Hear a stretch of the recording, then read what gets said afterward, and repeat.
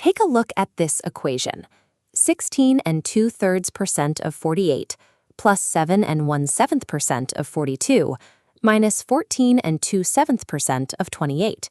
It looks like a lot to handle, even with a calculator. But by the end of this video, you're going to be able to solve this entire thing in your head. The trick isn't being a human calculator, it's understanding the language. If we break down the word percentage, we get per, meaning for every, and cent, meaning 100. Think of a percentage as a universal translation tool. It takes any number, no matter how awkward, and scales it into a clean, standard format based on exactly 100 parts. To use this tool correctly, we have to start with one observation from these notes. Every value is 100% of itself. This gives us a reliable baseline. Whether you're looking at a bank account or a bag of flour, the starting amount is always exactly 100%. Establishing that 100% floor is the first step you take before you ever try to calculate an increase or a decrease in value.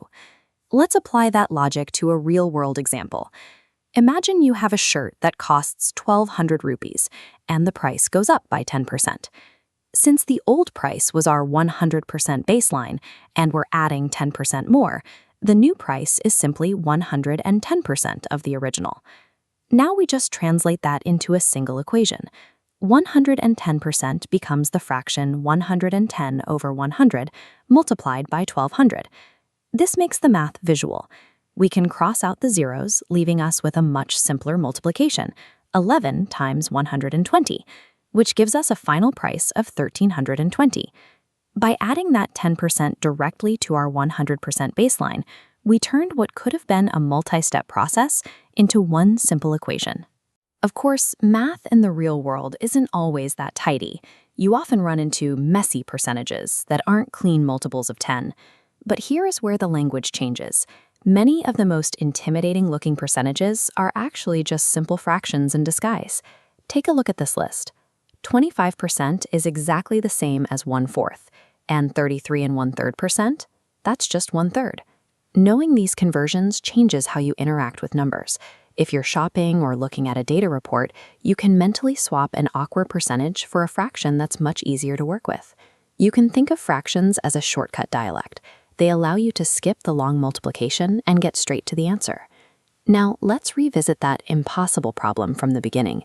It only looked difficult because of the way the numbers were formatted. Let's use our shortcut dialect. 16 and 2/3% is just 1/6. We do the same for the rest. 7 and 1/7% becomes 1/14, and 14 and 2/7% becomes 1/7.